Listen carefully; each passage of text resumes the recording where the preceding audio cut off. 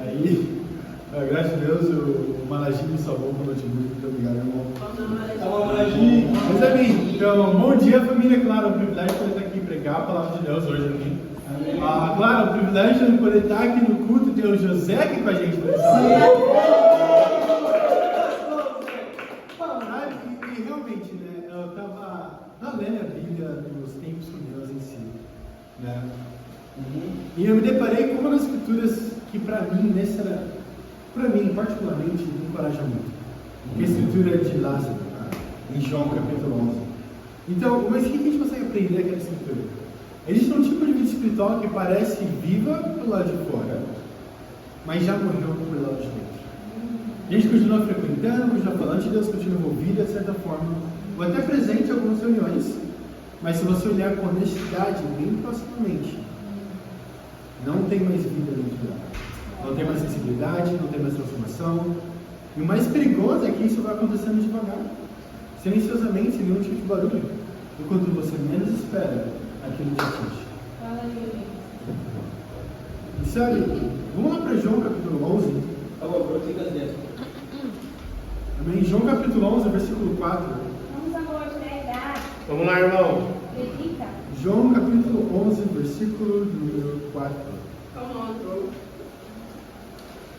Então, aqui é basicamente Jesus. Jesus ele está pregando, e enquanto ele está pregando, Maria e Marta, irmãs de Lázaro, vão até Jesus, mandam uma mensagem para Jesus sobre que Lázaro estava doente. Amém? Amém. E olha isso, vamos ver aqui no versículo 4 de João 11, o que a Bíblia fala. Ao ouvir isso, Jesus disse: essa doença não acabará em morte, é para a glória de Deus, e para que o Filho de Deus seja glorificado por meio dela. Jesus amava Marta, a irmã dela e Lázaro. No entanto, quando ouviu falar de Lázaro, que Lázaro estava doente, ficou mais 2 dias onde estava. Versículo 7. Depois disse aos seus discípulos: vamos voltar para a Judéia. Esses disseram: mestre, há pouco os judeus tentaram apedrejar-te, e assim mesmo vais voltar para lá? Vamos à escritura aqui para ver o que está acontecendo. Jesus está pregando a palavra de Deus. E aí chegam até Jesus a mensagem que Lázaro estava doente. E sabe o que é incrível? A Bíblia deixa bem claro aqui o porquê que Jesus ficou mais 2 dias. Não o porquê, mas o que estava no coração dele para a gente não achar algo errado. Ele fala: apesar de que Jesus amava Marta, a irmã dela, e Lázaro profundamente, ele ainda assim escolheu ficar mais 2 dias lá. Ele escolheu passar mais tempo. E é interessante que eu fico pensando: apesar de que Deus me ama muito, apesar de que Deus nos ama, ainda assim Ele permite que a gente passe por provação durante mais tempo. Eu estava pensando na situação do Zé, quando ele estava lá no Brasil, o visto para renovar e tudo mais, ele estava bagunçando. A gente comprou a passagem dele primeiramente para o dia 15. Não para o dia 15, foi que dia? 25 de março. Dia 25 de março, né? E essa era a ideia, que ele chegasse dia 25 de março. Ele estava animado, ele vai chegar dia 25 de março, ele deu os avisos, falando para o pessoal, falei para o Zé, mandei a passagem para ele, aplicamos para o visto. Negado. E aí a gente muda a passagem mais uma vez. A gente ia mudar a ideia para o dia 7, porém não tinha passagem disponível para o dia 7. A gente acabou mudando para o dia 15. E aí, quando mudou para o dia 15, eu falei: não, agora tem muito tempo. Com certeza eu não consegui achar a passagem, consegui achar o visto, consegui o visto ser aprovado. E aí o tempo vai passando. Aí chega dia 10, visto negado. 11, negado. 12, negado. 13, negado. Dia 14, não tem nenhuma mais aplicação do visto. E aí o Zé mandou mensagem: mano, vai acontecer mesmo amanhã? Eu falei: mas a gente está tentando. A gente continua apertando, tentando desse lado, pela internet, de várias formas. E aí chega dia 15. Aí dia 15 eu estou ligando para o cara estar pegando nossas vistas. Falando: olha, o menino está lá no Brasil. Hoje é o dia da viagem. Se você não me falar até certa hora, eu vou ter que mudar a passagem. Se você não me avisar a tempo, eu não consigo mudar a passagem, você vai ter que pagar pela passagem dele.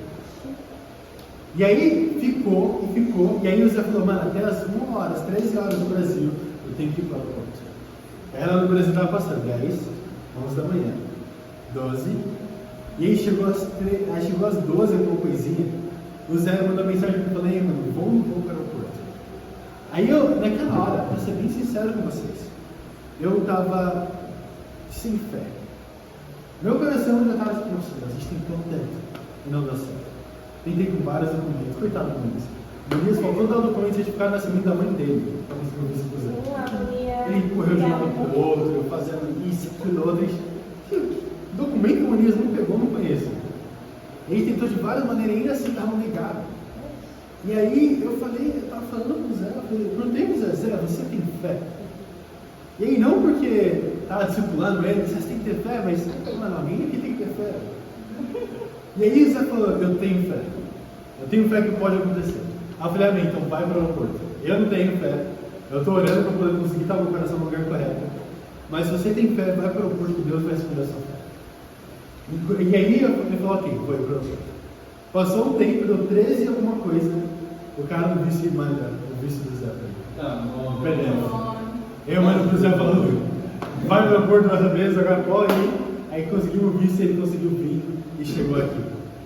Mas o que aconteceu? Muitas vezes eu fiquei pensando, nossa, será que Deus não podia ter dado o visto para a gente antes? Será que, por que ele não deu no dia 10? Por que ele não deu no dia 7? Por que ele não deu no dia 24 naquela época? É porque Deus não tem força suficiente para fazer isso. Talvez, como fala com Lázaro, será que é porque Deus não amava José o suficiente para fazer isso? Então, por que será que Deus permitiu que ele passasse por mais sofrimento durante a vida? E a resposta está exatamente aqui, no escrito que a gente acabou de ler. Se você continuar lendo aqui o que ele falou antes, né? No versículo 4 ele fala, ouviu isso, Jesus disse, essa doença não acabará em morte, é para a glória de Deus, para que o Filho do Homem seja glorificado por meio dela. Qual que era o sentido de José ficar lá por mais tempo? Para que Deus pudesse ser glorificado através disso. E eu acredito que realmente, como a gente falou na semana passada, que Deus permite coisas acontecerem para que o nosso próprio coração seja disposto. Ele poderia ter dado, até mesmo quando a gente mudou para o dia 15, ele poderia ter dado antes. Se ele já ia vir de qualquer forma, não. Apenas ia culpar a gente de ansiedade, né? A gente ficar de joelho no chão dia e noite durante horas. Mas não, ele queria realmente que o Filho de Deus, o Filho do Homem, Deus, Jesus Cristo, fosse glorificado. Para a gente pudesse ver realmente isso aqui foi por conta de Jesus. Não fui eu, não foi o Zé, não foi o Mania, não foi ninguém, mas foi Deus que fez acontecer. Agora, a pergunta que tem que se fazer é, quando as coisas começam a dar errado, o que você vai? Quando as coisas começam a sair do controle, para o que você vai? Você começa a ficar ansioso, começa a tentar pensar em estratégias, talvez comece a pensar em maneiras que pode fazer as coisas acontecer, pensando no que você fez de errado, no que você fez certo, trabalhar mais duro, ou talvez descansar um pouco mais, achando que tudo vai depender de você realmente. No final, tudo depende de Deus. Eu lembro quando eu recebi o visto e estava no culto de homens. O Tomoshi tinha literalmente entrado na porta e recebi o PDF. E aí eu fiquei pensando, falei, nossa, e aí meu coração ficou tranquilo. Não porque o Tomoshi entrou, mas eu amo muito o Tomoshi. Não foi isso. Meu Deus do céu. Mas realmente, naquela hora eu consegui perceber, eu falei, caramba, o quanto isso estava tirando a minha paz. E agora se exportar realmente situações da vida. O que elas têm tirado de você? Mas não a força. O que você tem permitido com que elas tenham tirado de você? Sabe, a Bíblia fala, deixa eu bem claro em Romanos, que se Deus é por nós, quem será contra nós? Ou seja, se Deus é por mim, não tem nada que Satanás, tentação, tribulação ou algo que possa acontecer que possa tirar a minha paz, que possa tirar a minha salvação, a minha alegria, o meu zelo. Isso tudo apenas acontece se eu permito que aconteça. Vamos continuar lendo o versículo 32 do capítulo 11. Vamos lá. Vamos lá, amor. Versículo 32 ao versículo 37. Olha o que a Bíblia fala. João 11, 32 ao 37. Chegando ao lugar onde Jesus estava, e vendo Maria, prostrou-se aos seus pés e disse: Senhor, se estivesse aqui, meu irmão não teria morrido. Ao ver chegando Maria e os judeus que acompanhavam, Jesus agitou-se no espírito e perturbou-se. Onde o colocaram? Perguntou a ele. Vem e vê, Senhor. Responderam eles. Jesus chorou. Então os judeus disseram, vejam como ele o amava. Mas alguns deles disseram, ele abriu os olhos do céu, não poderia ter impedido que este homem morresse. Sabe, quando vem uma distribuição ou uma aprovação na nossa vida, sempre vai ter essas duas perspectivas, esses dois tipos de pessoas. Pessoas que vão olhar e falar assim, poderia ter feito melhor, poderia ter avançado dessa forma, poderia ter pensado melhor, poderia ter pedido mais conselho, poderia ter feito isso. E outras vão olhar e vão pensar realmente, olha como Jesus amava. Olhando para a situação agora, a do Zé, mas tanto na nossa vida, que Deus foi no último momento das vezes, a gente pode pensar, nossa, Jesus me libertou. Ou a gente pode pensar, caramba, por que Jesus não me libertou antes? Então, por que Jesus está demorando todo esse tempo para me dar o que eu pedi para Ele? Então, por que Ele permite com que essas coisas aconteçam? Sabe?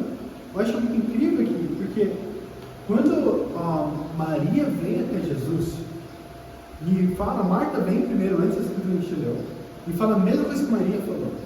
Se você estivesse aqui, Lázaro não teria morrido. E aí Jesus, ele olha para Marta, né? E ele fala para ela, né?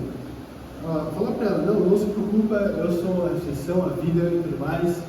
E aí Marta pensa que ele está falando da ressurreição realmente do céu, da salvação. E aí Jesus vai lá, manda ela embora, aí Maria vem. Quando Maria vem, ela fala a mesma coisa. Se você não estivesse aqui, Lázaro não teria morrido. Mas é interessante que Jesus fala, agitou-se no espírito e perturbou-se. Eu acredito que todas as situações e decisões que Jesus permite que a gente passe na nossa vida, na realidade, não é pelo prazer dele.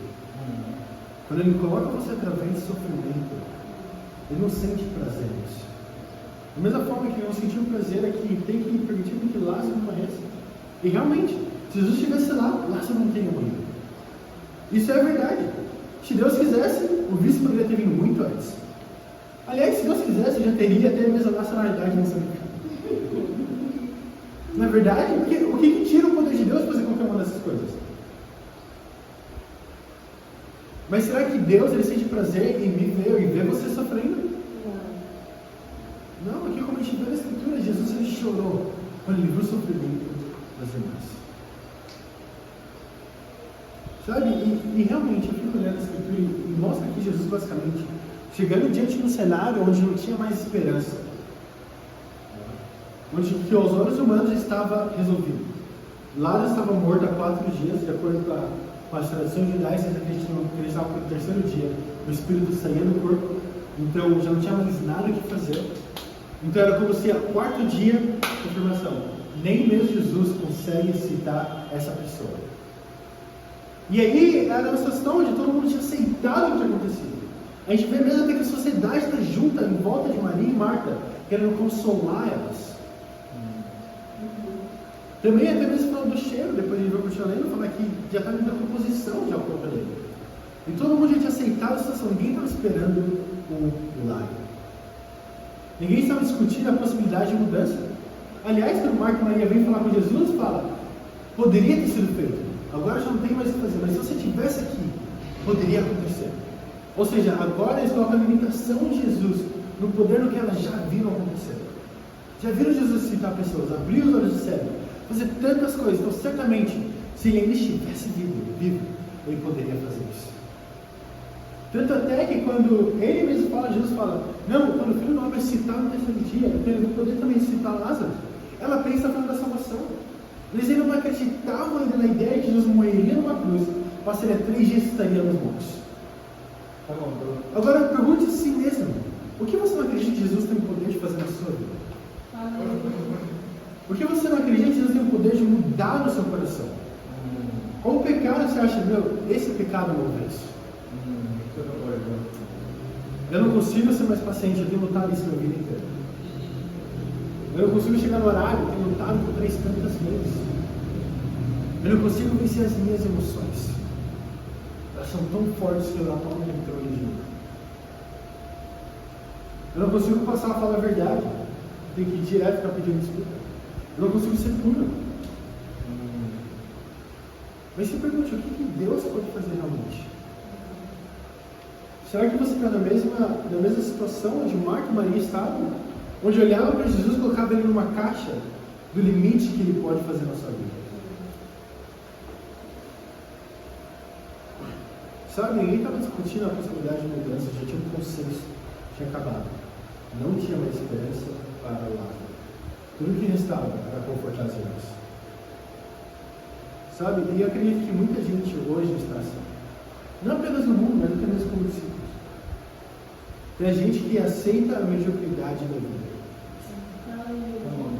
Você aceitar o seu estado espiritual, mesmo você considerar que você está bem espiritualmente. Você aceitar o seu estado espiritual, mesmo sabendo que você precisa mudar algo no seu coração. Isso é você aceitar a mediocridade. Aceitar o mínimo.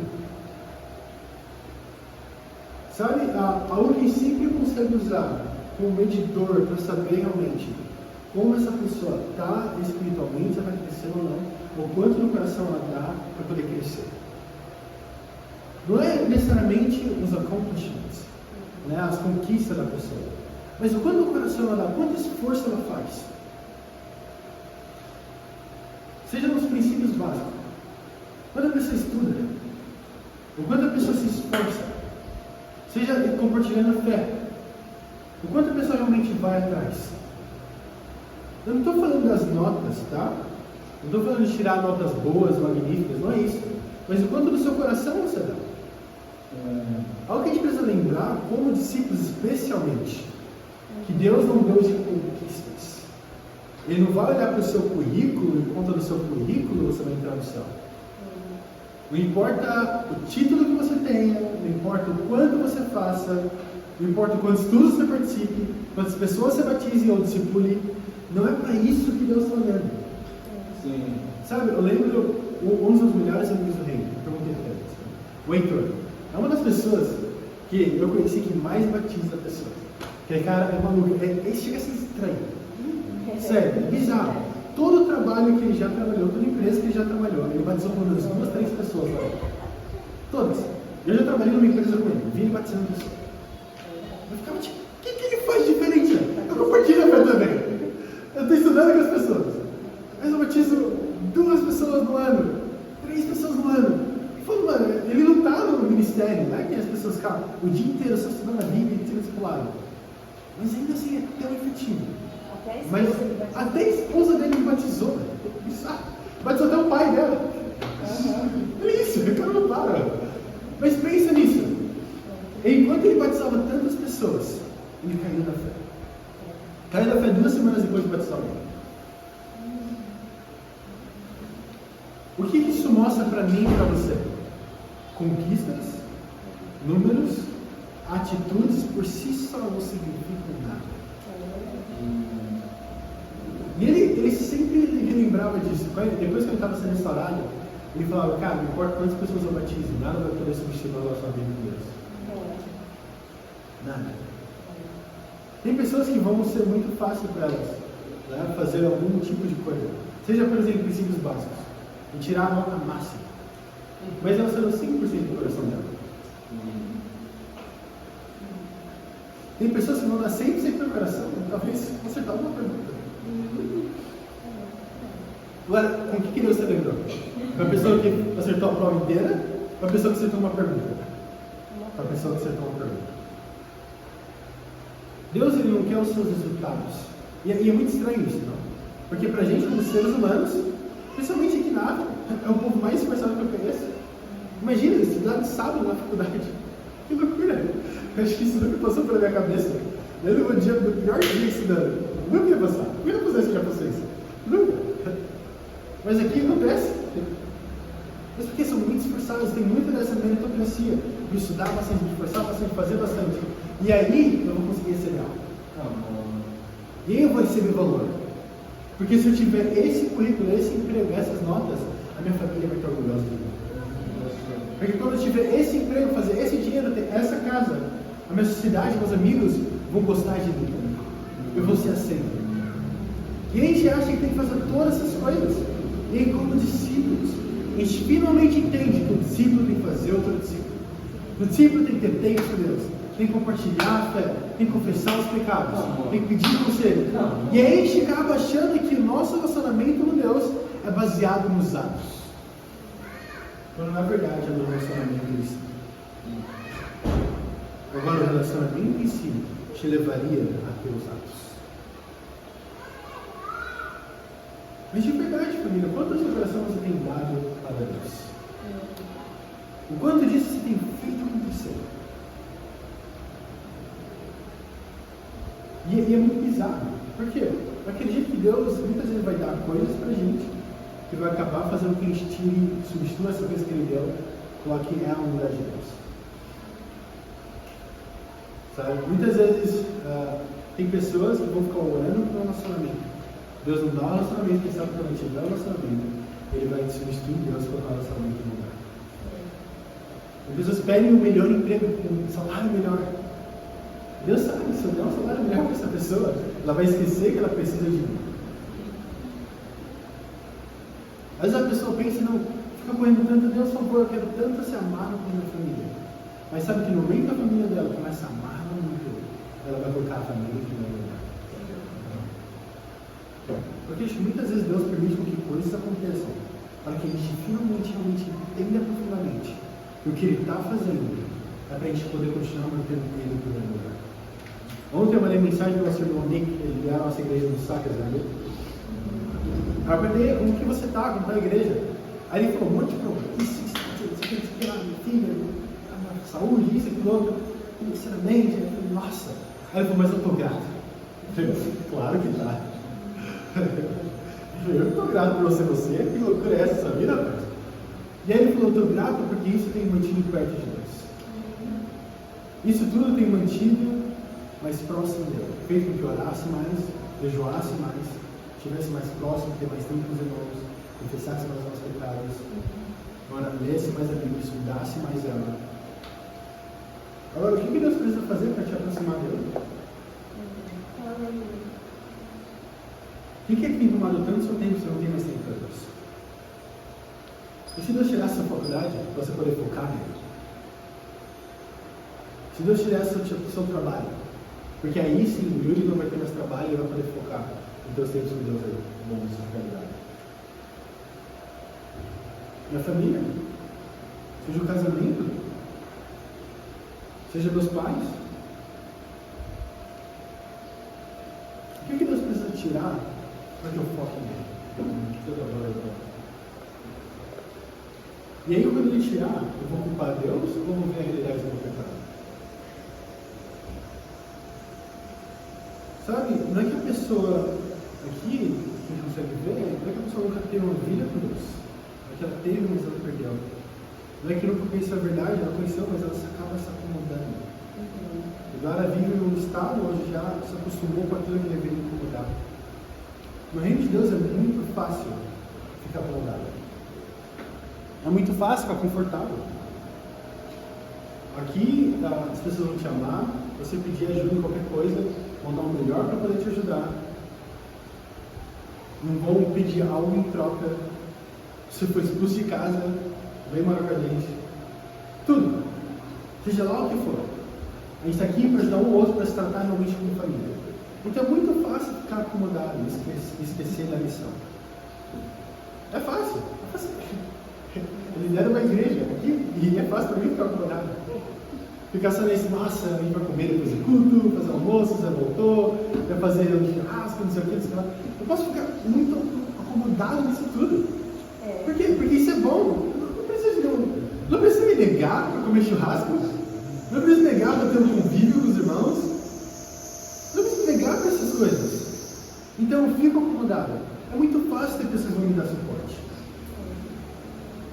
Então por isso a gente precisa diariamente ficar lutando contra isso.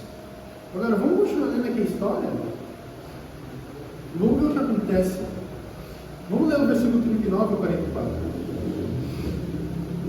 Que era onde a gente tira o nosso título. Versículo 39 ao 44 diz assim. Aqui é quando Jesus agora, ele pede para levarem ele até o sepulcro. E ele começa a pedir a eles fazerem algumas coisas. Né? Versículo 39 diz assim: tirem a pedra de cima. Disse Marta, irmã do morto: Senhor, ele já cheira mal, pois já faz 4 dias. Ó. Disse-lhe Jesus: não lhe falei que se você cresce, veria a glória de Deus? Então tiraram a pedra.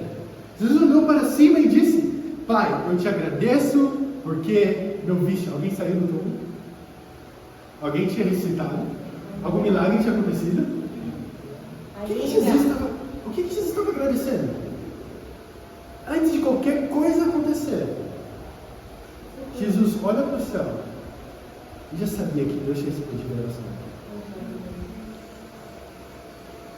Quando eu li a escritura, eu fiquei envergonhado. Porque no meu coração eu já não tinha mais fé que os vícios iriam sair.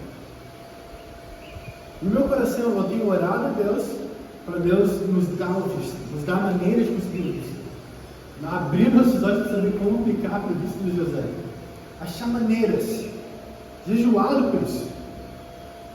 Em nenhum momento eu parei para pensar que Deus já tinha dado a vitória.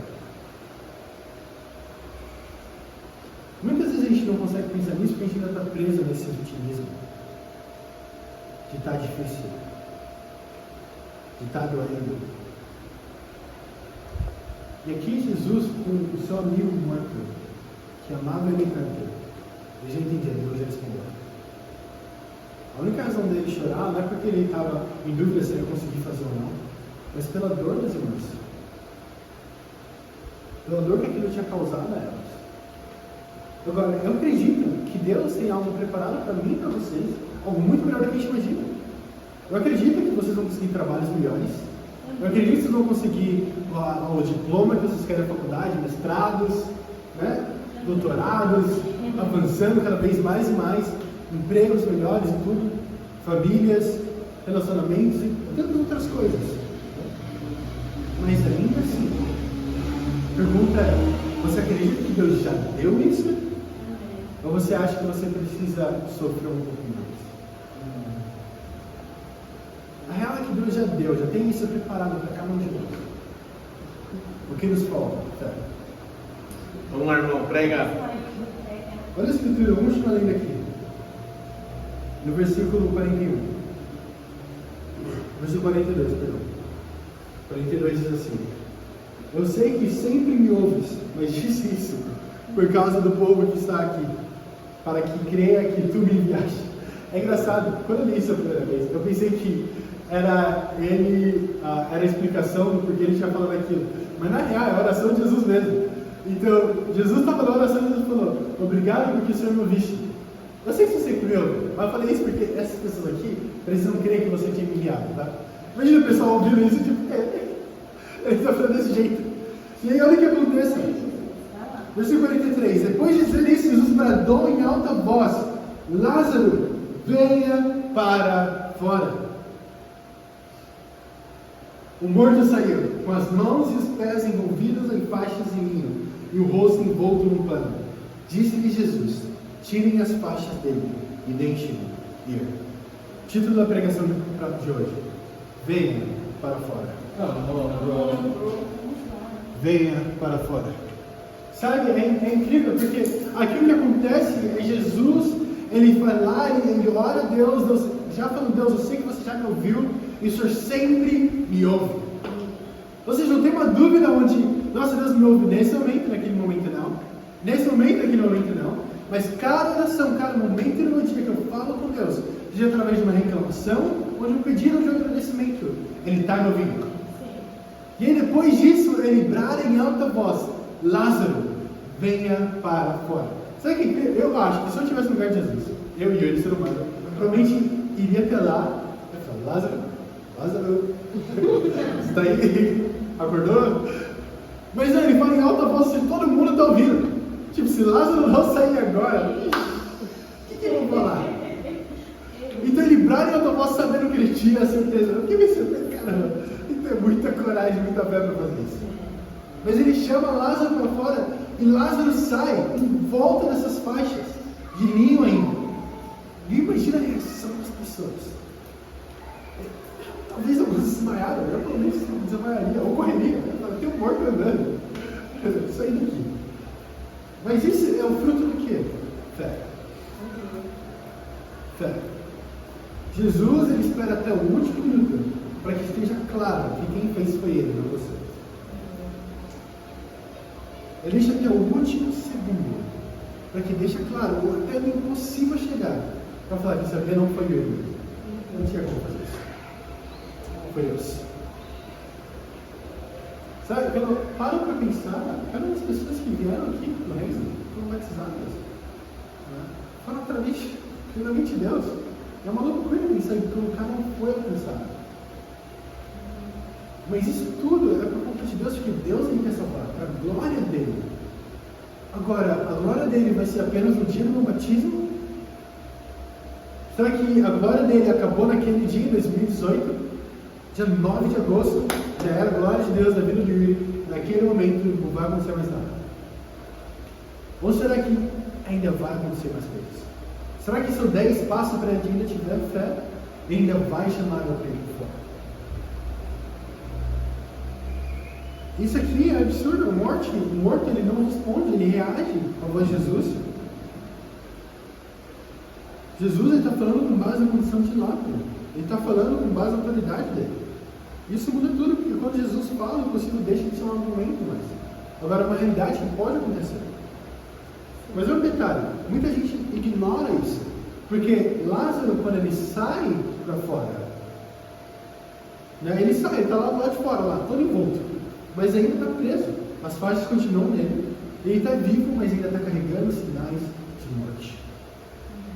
Ele está vivo, está andando. Talvez estava até falando, não sei o que, está com a faixa, né? Estava lá, em pé, todo mundo via Lázaro. Mas ainda assim, deixa o sinal de um morto. E a realidade é que tem gente que já foi chamada para fora, mas ainda vive como se estivesse dentro.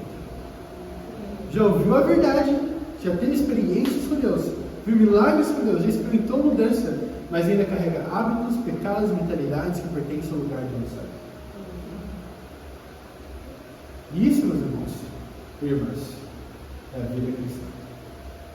Quando Jesus te chama para fora, nesse momento você deixa de ser um morto.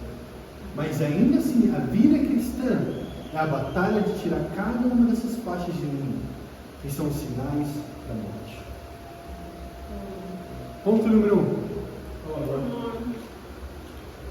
Se Deus já te chamou, por que você ainda está desse jeito? Vamos lá, amor. Se Deus já te chamou, por que você ainda está desse jeito? Se Deus já te chamou para fora. É interessante porque olha o que ele fala aqui. Tem duas ordens que Jesus dá na ressurreição de Lázaro. Amém? A primeira é, Lázaro, venha para fora, mas tem uma segunda, que é tirem as faixas dele e deixem-no ir.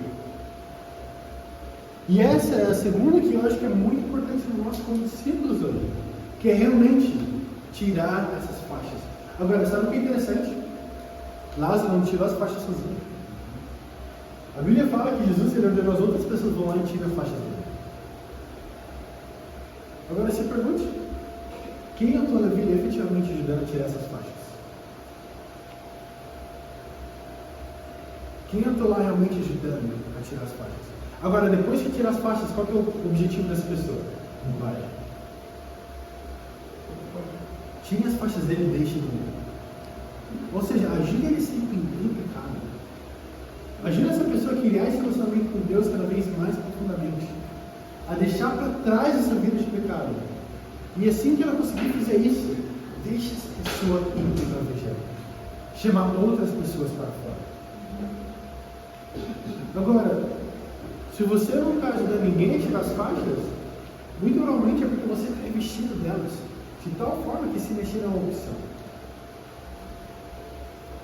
E tantas faixas em volta de você, com o sinal da morte realmente, que para você ajudar outra pessoa agora se torna algo muito difícil. Eu lembro no tempo de discipulado, lá com o Coelho e a Ashley,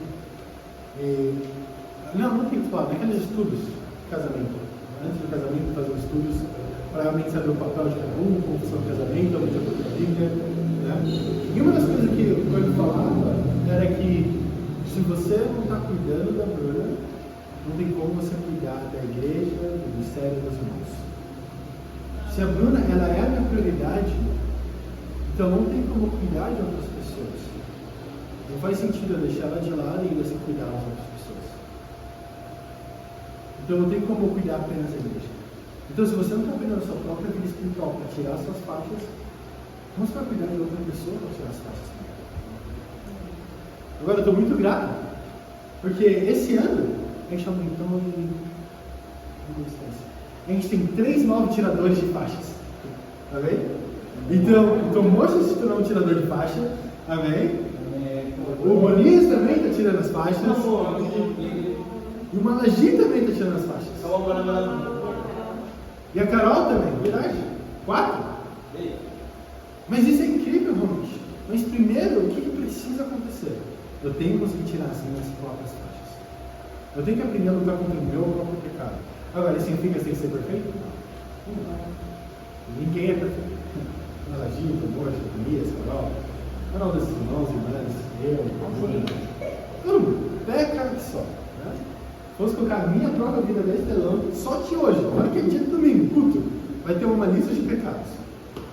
Porque um monte de coisa lá dentro. Então não é sobre ser perfeito, mas realmente querer a mudança. Sabe, quando Deus ele fala saia, Deus está pedindo para você negociar. Não estava fazendo uma negociação com Lázaro sobre se ele deveria sair ou não. Ele está exigindo uma decisão. Está falando, se move, levanta, anda, vem para fora realmente. E talvez o problema não seja falta de conhecimento, talvez seja falta de coragem. Um grande exemplo é ser aberto sobre os meus pecados. A única parte difícil disso tudo é ter coragem de ser aberto. O suficiente ir para ele ser aberto e ouvir depois somente que eu preciso mudar. A parte difícil de pedir conselhos é lutar contra o orgulho. De eu já sei o que fazer, então não preciso de ajuda. Então muitas vezes o que a gente precisa fazer é ter coragem suficiente para poder tomar uma decisão.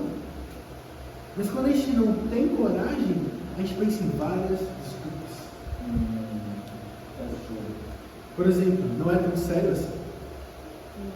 Não é um grande problema quando o cara fechado o dia inteiro. Discípulo que não sorri não é discípulo. Desculpa. Pelo amor de Deus. O cara vai estar salvo, tem um relacionamento com Deus, está aqui. Segurança do banco. A 12 aqui, assim. Fechado. Que discípulo é esse? Tem a salvação, tem tudo mais? Olha esse discípulo aqui. Está lutando contra o Satanás agora? Pelo amor de Deus. Ou então, todo mundo faz. Sim. Né? Você chegou atrasado também, então por que tem que discipular quando você chega atrasado? É caro. Discipula você, discipula ele depois. Todo mundo faz assim. Sim. Funciona desse jeito. Por que eu tenho que ser diferente? Você é diferente. Só assim. Ou a melhor de todas. Eu ainda estou no processo. Essa para mim é incrível. Deixa eu ser bem direto. O processo não é desculpa para a permanência no pecado. O processo é movimento. Se você não está saindo, você não está no processo. Talvez alguns, se entrar ainda naquela prova, vai achar você lá deitadinho, como os planos. Sabe aquela, quando você liga para a pessoa, você está num lugar, você está chegando, fala assim, sim, já estou chegando, a pessoa ainda está em casa. Sim, não vai nem como Já estou saindo de casa, aí está colocando a roupa. Sim. Né? Se você está realmente saindo, cadê o movimento? Se você está realmente lutando contra o pecado, cadê o progresso? Muitas vezes a gente fica estagnado porque a gente está tentando fazer a mesma coisa de novo, esperando um resultado diferente. Muitas vezes o que a gente precisa é só apenas realmente tentar de uma maneira diferente para poder ter um resultado. Sabe, a Bíblia deixa bem claro. Não dá para permanecer misturado. Em Êxodo capítulo 5, versículo 1, Moisés, ele chega até Faraó, mandado por Deus, para poder libertar o povo de Deus. E aí Moisés, ele fala uma frase que nossa, incrível. Ele fala basicamente, deixe o meu povo ir. Ele fala isso para Faraó. Ele fala, assim diz o Senhor dos Exércitos, deixe o meu povo ir. Deixa que eles saiam para fora, saiam do Egito, Sai da situação. Não era deixa melhorar um pouco a condição deles. Não era dê mais conforto para eles aqui no Egito. É deixe um pouco melhor. Se você quer viver como discípulo, você tem que ser separado. Não tem como tentar viver como discípulo e viver com outras pessoas. Por isso que enchemos as pessoas realmente a deixar falsa doutrina. Eu falo por experiência própria. Meus pais eram líderes da igreja de falsa doutrina, cara. Eu liderava um grupo de 100, 200 pessoas de falsa doutrina. Eu tinha que fazer o quê? Tomar a decisão e falar o quê? Eu vou sair. Eu precisava sair. Eu precisava me separar. Eu precisava sair para fora. Por quê? Porque eu queria viver como discípulo. Agora, essa não é exclusivamente a minha vida. Pode sair perguntando comigo, ver que muitas pessoas fizeram e viveram a mesma coisa. Deus nunca quis um povo confortável no Egito. Ele quis um povo livre, fora dele. Daniel 4, algo incrível que acontece, Nabucodonosor. Nabucodonosor, ele sai na varanda do seu palácio, olha em tudo que ele tinha conquistado, e ele se exalta. Olha o que eu conquistei. Naquele momento, Deus retira a sanidade de Nabucodonosor. Ele começa a agir como se fosse um animal.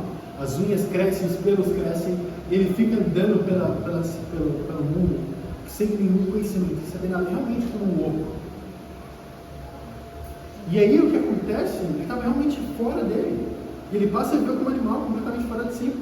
Até que ele reconhece algo que ele existia admitir. Que Deus é quem governa sobre tudo.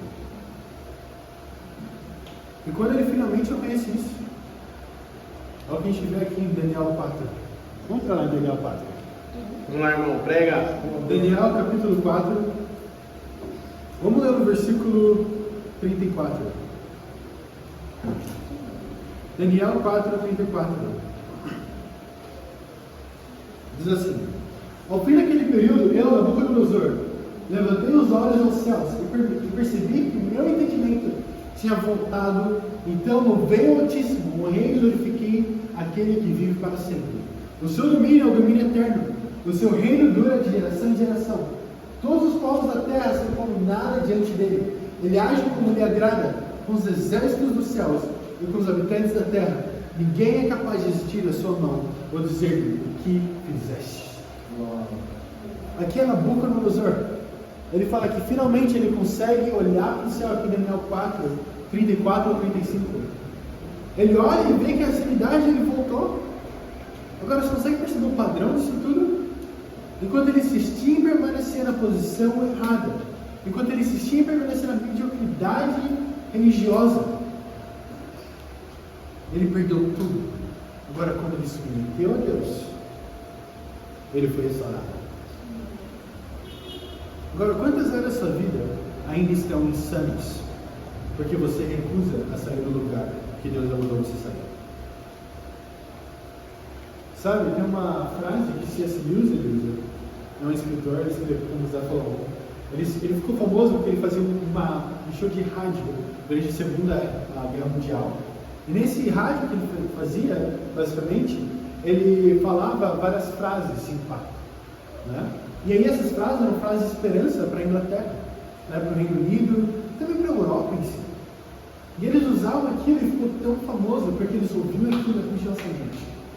E tem uma frase que ele fala, que é uma dessas frases, que está no livro dele, Cristianismo Puro e Simples, que diz: existem apenas dois tipos de pessoas. Aquelas que dizem a Deus, seja feita a tua vontade, e aquelas a quem Deus diz, no final, então siga a sua vontade. E muita gente já está seguindo a Deus, quando na verdade só está seguindo a si mesmo. Muita gente acha que está lá lutando com Deus, não está estagnado na fé. Agora, essa pergunta pode ser: o que eu preciso fazer com Deus? Volta para base. Eu acredito que a resposta de qualquer mudança radical na minha vida é sempre volta para a base. Ter bons tempos com Deus, compartilhar minha fé e ser aberto.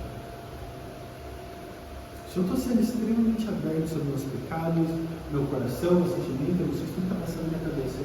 Se eu estou realmente indo atrás do perdido, compartilhando a minha fé, e se eu estou tendo ótimos tempos com Deus, eu acredito que eu posso vencer qualquer coisa. Qualquer coisa. Não é o extraordinário que Deus pede para você fazer. É apenas eu voltar para o básico.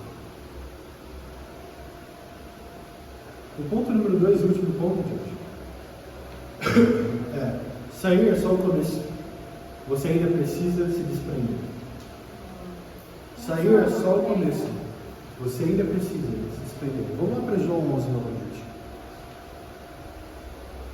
Vamos ler aqui em João 11, a gente vai ler o versículo 44. Né? João 11, versículo 44. Você tudo bem já leu já. Diz assim: o morto saiu com as mãos e os pés envolvidos em faixa de linho no rosto e volta gritando. Disse Jesus: tirem a faixa dele e deixem ele. Muitos judeus que tinham vindo visitar Maria, vendo o que Jesus fizera, creram nele. Mas alguns deles foram contar aos fariseus o que Jesus tinha feito. Então os chefes sacerdotes e os fariseus convocaram uma reunião no Sinédrio. O que estamos fazendo? Perguntaram eles. Aí está esse homem, realizando muitos sinais maravilhosos. Se o deixarmos, todos quererão ter. E então os romanos viram e tiraram tanto o nosso lugar quanto a nossa nação. Então o que está acontecendo aqui, quando Lázaro finalmente sai do túmulo, o milagre já tinha acontecido de certa forma. E a segunda parte que a gente muitas vezes ignora é o desamarre e deixe do rio. Ou seja, sair foi só o começo, agora precisava ver uma ruptura com tudo aquilo que ele carregava. O cheiro de morte. E esses irmãos e irmãs é a caminhada cristã. E é exatamente aqui que muita gente traz de novo, porque até onde responde ao chamado é até sai. Até muda algumas coisas externas, como o movimento, mas continua carregando hábitos, pensamentos, pecados e influências que pertencem ao lugar de onde Deus está tirando. E aí vem uma vida espiritual limitada, sem avanço, sem profundidade. Não porque Deus me fez milagre, mas porque você nunca houve uma decisão real e contínua. Você vai pegar completamente. Vamos lá para Colossenses 3, 5. Vamos lá, irmão. Colossenses capítulo 3, versículo 5. Pega, amor. Mas tem que ver que o Evangelho, ele não trabalha com ajustes da sua vida. Não é alguns ajustes, alguns toques. Amém? Amém. Mas realmente trabalha com a morte e uma vida nova. Então aqui em capítulo 3, versículo 5, a Bíblia fala: assim, façam morrer tudo o que pertence à natureza terrena de vocês: imoralidade sexual, impureza, paixão e desejos maus, e ganância, que é a idolatria. Aqui não fala para você administrar essa natureza. Fala para você fazer morrer. Ou seja, uma decisão que você precisa ter de matar essa natureza. Você precisa fazer. Da mesma forma que você faz no discípulo.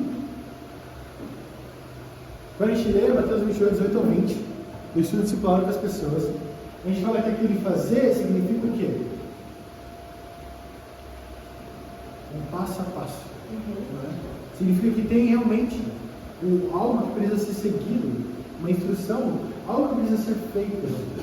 Sim. Tem ingredientes que precisam estar lá dentro para passar por um processo para fazer acontecer. Agora, se é fácil morrer, não é diferente. Também tem um processo que precisa passar para realmente fazer isso. Agora, muitas vezes pessoas querem deixar, eu mesmo inclusive, é manter sob controle a minha natureza pecaminosa. É ajustar a minha natureza pecaminosa. De natureza pecaminosa para não tão pecaminosa. De natureza pecaminosa sempre para natureza pecaminosa, mas não no domingo e na quarta-feira. Quando Deus fala para você fazer mal. Então não é sobre melhorar um comportamento, é sobre eliminar aquilo que te mantém preso. Não adianta Deus te tirar de um lugar se você continua emocionalmente, mentalmente, espiritualmente conectado a Ele. É como se Deus te tirasse realmente do seu pecado, mas ainda você voltasse como o povo que saiu do Egito, pensando como era bom. Como se Deus chamasse Lázaro para sair para fora. E a primeira coisa dele, sentando lá com Maria e Marta, já sabia, o sepulcro era tão conveniente. Era tão quentinho lá dentro. Tinha uma paz, ninguém perturbado. Mas realmente, muitas vezes a gente se vê no religioso é tão difícil que a gente prefere voltar para o nosso próprio pecado, seja ele o seu.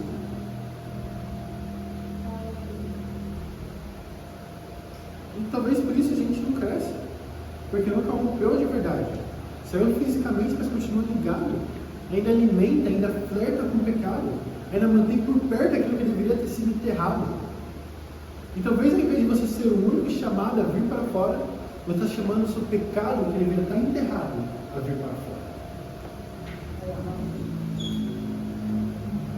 Vamos lá, E depois, não entende por que essa vida espiritual não foi. Porque parece pesado. Porque não há liberdade. Sendo que a resposta é sim. E dura você. Você não está totalmente fora. Você só está parcialmente separado. Imparcialidade é muito suficiente. Se você quer sair, você tem que sair e viver. Deus não chamou você para o dia do seu batismo. Nem para a primeira semana com você. Não são os primeiros passos. Mas já viram muito contigo, a gente não calcula o custo. Estou disposto a viver como discípulo pelo resto da minha vida. Não foi isso que a gente fala? Sim. A gente não fala, Jesus Cristo é o Senhor e Salvador. Sim. Entra nas águas, tem que tomar a decisão de realmente matar o velho homem, para que o novo homem possa viver uma vida nova com Deus. Então por que eu continuo voltando para meus próprios pecados? Aquelas faixas que uma vez foram tiradas de mim, parece que eu sinto aquela vontade de pegá-las novamente, de colocá-las em volta de mim novamente. Sabe, eu lembro como discípulo, eu ficava pensando, nossa, como a vida é difícil. Realmente ser aberto, pedir conselhos, ter um relacionamento puro, seguir conselhos, não só pedir eles, ler a Bíblia e orar todos os dias. E aí eu começava a pensar em quão livre eu era de ser discípulo. O quão mais fácil era de ser discípulo. E eu esquecia que a missão de discípulo era o escravo. Com o povo que sai do Egito, eles olham e falam, nossa, mas lá tinha pepino. Nossa, sério? Pepino? Não, porque lá tinha isso. Mas esquece. Você se lembra o que acontece com os judeus lá no Egito? E por que Moisés se levanta? Porque enquanto ele está na fila, ele vê outros judeus apanhando até quase a morte. Eles lembravam do pepino, lembravam do peixe, lembravam de tantas coisas. Mas será que eles lembravam do seu irmão lá, apanhando até quase a morte lá na rua? Será que eles lembravam do sofrimento que eles passaram lá dentro? É muito fácil enganar o ser humano. É muito fácil minha alma enganar. Talvez você esteja pensando, nossa, eu quero tanto isso. Quero tanto que eu tinha isso. Mas você lembra o que você, o preço que você pagava quando você tinha isso? Lembra como realmente doloroso era? No fim, tudo volta com uma decisão muito simples. Jesus ele te chamou para fora. Isso não é uma discussão. A verdade já foi revelada, o convite já foi feito. A questão agora não é se Deus falou, é se você vai obedecer. Ou vai continuar vivendo uma meia resposta. Vamos lá. Tem uma grande diferença entre sair do tubo e viver livre de verdade. E muita gente mudou, se contentou e apenas saiu.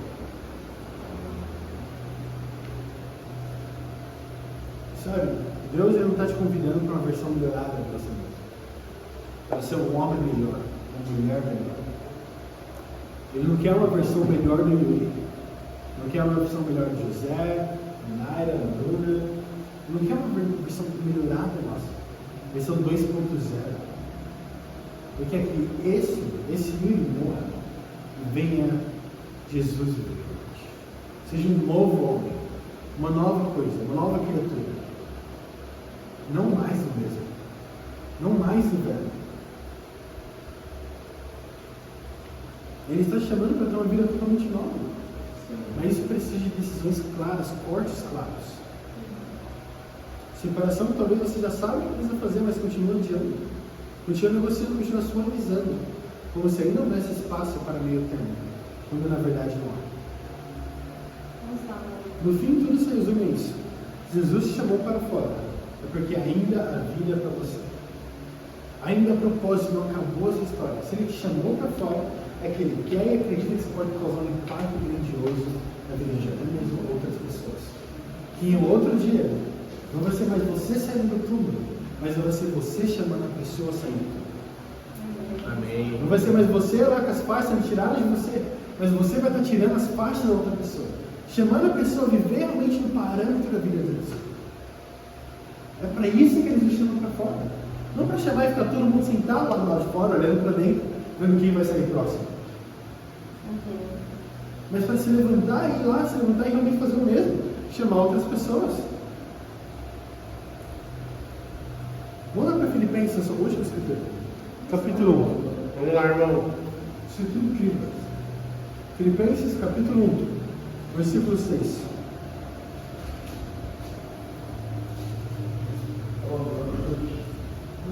Em Filipenses, capítulo 1. A gente vai ler o versículo 6 aqui. Versículo 3, né? 3 ao 6. A Bíblia diz assim: agradeço ao meu Deus toda vez que me lembro de vocês, em todas as minhas orações em favor de vocês. Sempre oro com alegria por causa da cooperação que vocês têm dado ao Evangelho, desde o primeiro dia até agora. E estou convencido que aquele que começou a boa obra em vocês vai completá-la até o dia de Cristo Jesus. Olha isso, o que Paulo está falando aqui para a igreja de Filipenses? Fala, eu tenho fé e estou confiante de que aquele que começou a boa obra, aquele que te chamou para fora, vai terminar essa obra na sua vida também. Então você não precisa carregar esse peso sozinho. Deus ele não vai apenas te chamar, mas Ele vai te sentar até o final dessa caminhada. Então hoje não é sobre sair daqui pressionado que eu preciso mudar. É sobre sair daqui com esperança. Sabendo que existe graça para poder romper. Força para continuar. E o Deus está com você em cada passo. Se Ele te chamou para fora, Ele mesmo vai te ensinar a viver em liberdade. A família tem algum desafio. Um desafio bem simples. Olha para a sua própria vida e vê quais são as faixas que ainda estão aqui. Qual é o cheiro de morte que eu ainda estou carregando? O que eu preciso me arrepender para finalmente chamar outras pessoas para fora? E se pergunte, quem vai ser o próximo? Quem vai ser o próximo? Quem vai ser chamado para fora? Quem eu vou chamar para fora? Realmente entenda que se Deus te chamou hoje para fora, para viver a vida como discípulo, é porque Ele confia e acredita em você. Isso para mim é incrível. Ele não revela um pecado no seu coração, Ele não coloca você numa situação, Ele não te chama para fazer algo que Ele mesmo não tem fé que você possa fazer. Ele acredita que você possa fazer. Eu acredito. Quando Deus chamou o menino, Ele acredita que Ele precisaria estar aqui. Sem Ele, adivinha, a gente não tem o sucesso.